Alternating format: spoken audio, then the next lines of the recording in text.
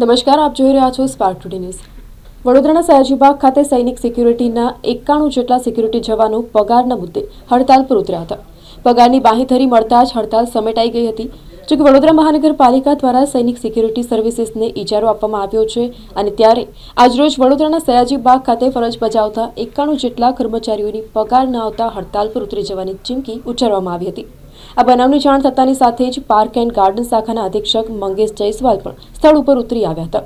Media સાથે વાત કરતા જ પાર્ક એન્ડ ગાર્ડન શાખાના અધિક્ષક મંગેશ જયસ્વાલ દ્વારા જણાવવામાં આવ્યું કે સૈનિક સિક્યુરિટી આજ સાંજ સુધી પોતાના સિક્યુરિટી જવાનનું ખાતામાં તેમની સેલેરી જમા કરાશે અને આના કારણે પાલિકાની છબી ખરડાઈ છે, તેથી અગાઉ તેમને નોટિસો પણ પાઠવવામાં આવી છે। સૈનિક સિક્યુરિટીના કર્મચારીઓ સાથે વાત કરતા તેમણે જણાવ્યું હતું કે કંપનીઓ તેમને આ સાવચેત કર્યા છે કે આજ સાંજ સુધી તેઓને પગાર તેમના ખાતામાં જમા થઈ જશે।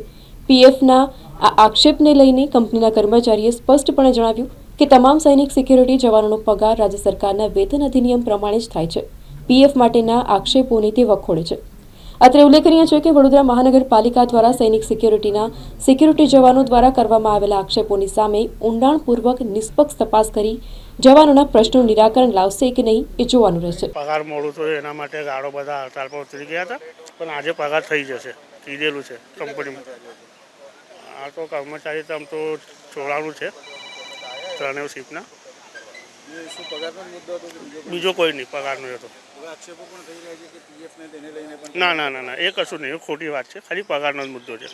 પગાર બાબતે ગઈકાલે પણ સાંજે એમને વાત કરી હતી। એજન્સીના જે મેઇન અહીં ઓપરેશન જોવે છે અને લગભગ સાંજ સુધી ક્રેડિટ થઈ જશે અને એ બાબતે પણ એ લોકોને જણાવવામાં આવ્યું છે। વિવિધ રૂપે આપણે વાત કરતા હોય તો આપણે પગારનો પણ મુદ્દો છે, સાથે સાથે પીએફનો પણ મુદ્દો છે, સાથે તેમને જબરદસ્તી એટલે નોકરી પર પણ ચડાવવાની વાતોને રોજગારી આપવા માટે નહીં, પીએફ ઈએસઆઈસી માટે તો સ્પષ્ટ છે, અમે 100% એનું ચેકિંગ કરીએ છીએ અને એવી કોઈ પણ ફરિયાદ અમારા ત્યાં આવે અમે સ્પષ્ટ દરેક એનું દર 6 મહિને સર્ક્યુલર પણ કરતા હોય છે, જે રિવિઝન થતું હોય છે અને એમાં કેટલું જમા કરવા પાત્ર થાય એના આખા સાથે એના ઉદાહરણ સાથે અમે એનું પરિપત્રિત કરતા હોય છે।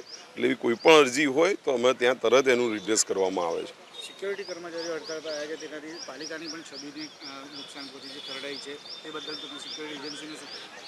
નહીં, અમે ગઈકાલે પણ નોટિસ આપી છે સિક્યુરિટી એજન્સીને કેટલીક ગેરરીતિઓ બાબતે, એટલે એ અમે ગઈકાલે બપોરે જે નોટિસ ઇસ્યુ કરવામાં આવી છે એજન્સીને। ટર્મિનેટ કરવામાં આવશે એજન્સી?